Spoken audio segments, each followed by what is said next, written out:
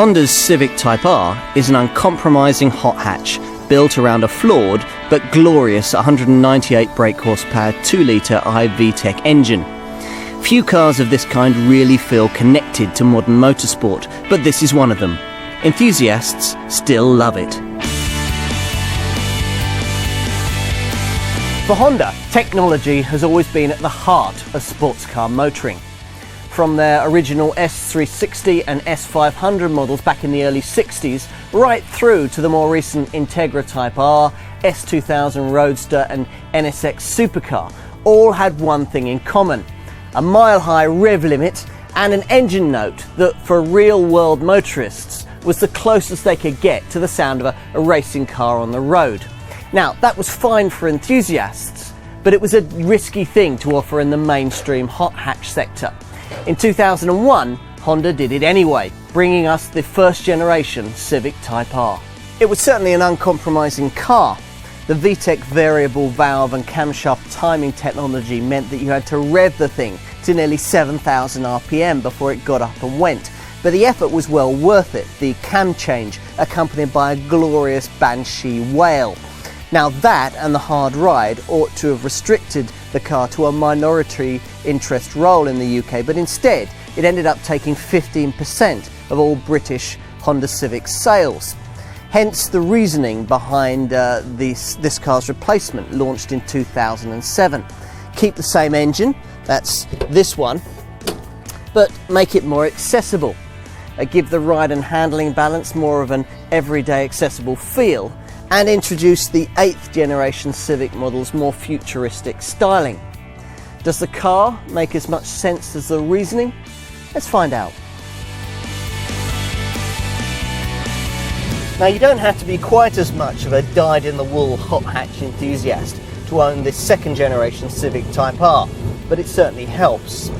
After all, it's hard to think of another even remotely mainstream car that's quite as much built around its engine as this one. If you like it, then you'll love this Civic. If you don't, then you'll probably fail to see the point of the thing. And that's despite all Honda's efforts to make this 198 brake horsepower 2-litre iVTEC engine more user-friendly.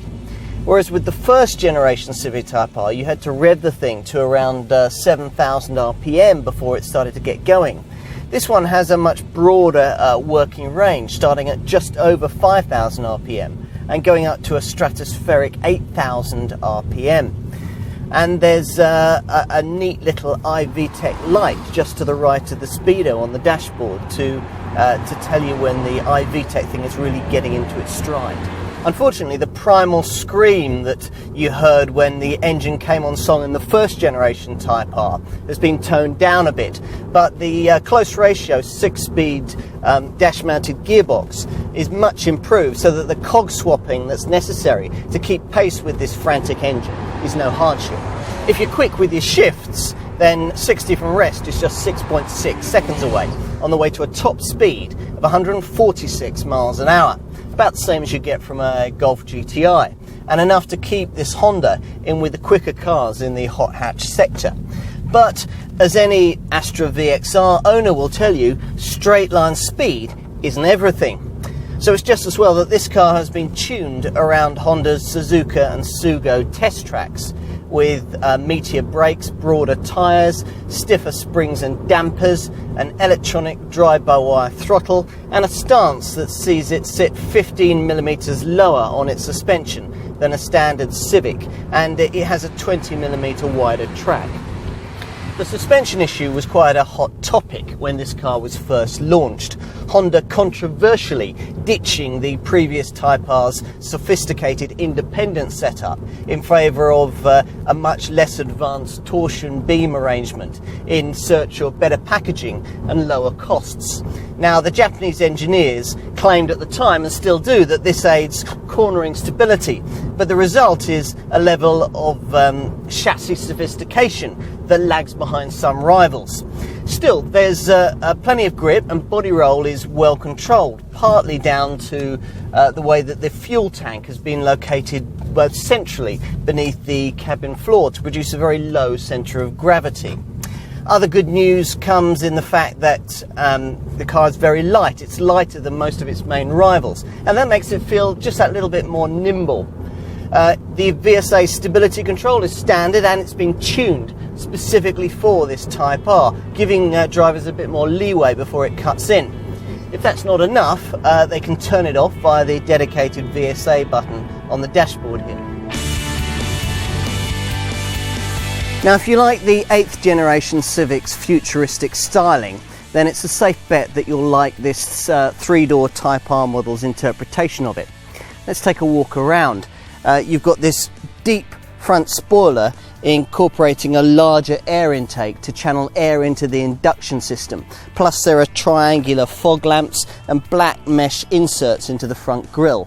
Moving to the side, gorgeous 18-inch alloy wheels tucked neatly under body-coloured wheel arches, while at the rear there's no mistaking this body-coloured tailgate spoiler, which follows the kick-up line from the rear 3/4 windows and provides added downforce. Now, underneath all this metalwork, it's equally impressive. This car boasts one of the stiffest structures in its sector. Inside, it's all about the driving experience. The seats are racing-style bucket affairs with large Alcantara black bolsters on the side, red stitching and red seat cushions and backs. The rear bench in the back repeats the same colour combination, but it's only for 2 people, a fact evidenced by the provision only of 2 seat belts, which might be a factor if, like me, you've got a family. The effective dual-zone 2-tier dash, common to all Civic models, also features, but with the red instruments set off by gunmetal effect switch panels either side of the central display. Now, the driver punches a satisfying round start button to ignite the throbbing engine into life, grasps a leather covered black steering wheel with red stitching, uses a lovely set of drilled alloy pedals, and clasps an aluminium effect gear knob, which feels freezing in winter but is good to hold.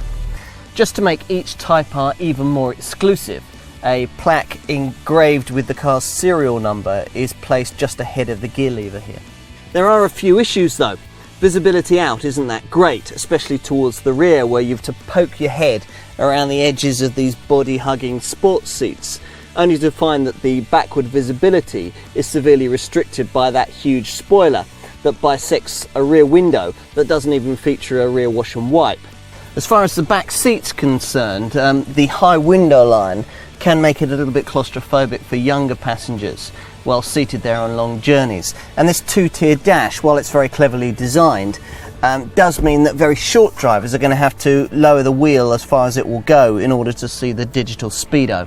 On a positive note, the rear seats split fold flat to increase the load area from 485 litres, which is what we have here, to 1,236 litres. That's one of the bigger loading areas in the sector, and it's a long flat loading bay.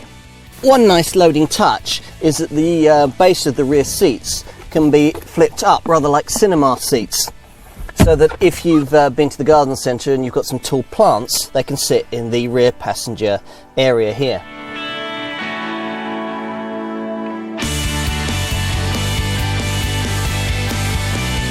Now, list prices suggest that you'll be paying in the £19,000 to £20,000 bracket for your new Honda Civic Type R. Now, to put that into perspective, it's around £2,000 to £3,000 less than you'd pay for, say, a Ford Focus ST or a Golf GTI, but both of those rivals do offer you a little bit more power. If you can cope with around 60 brake horsepower less than this Type R offers, then you could be quite satisfied with the 140 brake horsepower Civic Type S, which offers much of the same look and feel as this Type R flagship model. Unlike some of its rivals, the Type R comes only with 3 doors. But you do get a choice of trims, Standard and GT, although it's hard to see why when the Standard version doesn't even come with air conditioning, which is one reason why almost nobody chooses it. The GT's £1,000 premium also nets you curtain airbags, front fog lights, cruise control. I'm not quite sure why you get cruise control on a car like this, and you also get automatic wipers and headlamps.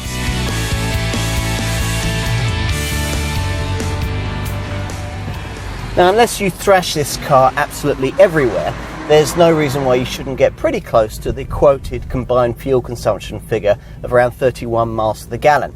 CO2 emissions are pitched at 215 grams per kilometre. In terms of residual values, this is one of the most resilient hot hatches money can buy, holding on to around 50% of its value after 3 years or 60,000 miles. Now that's better even than a Golf GTI. Insurance groupings range between 17 and 18.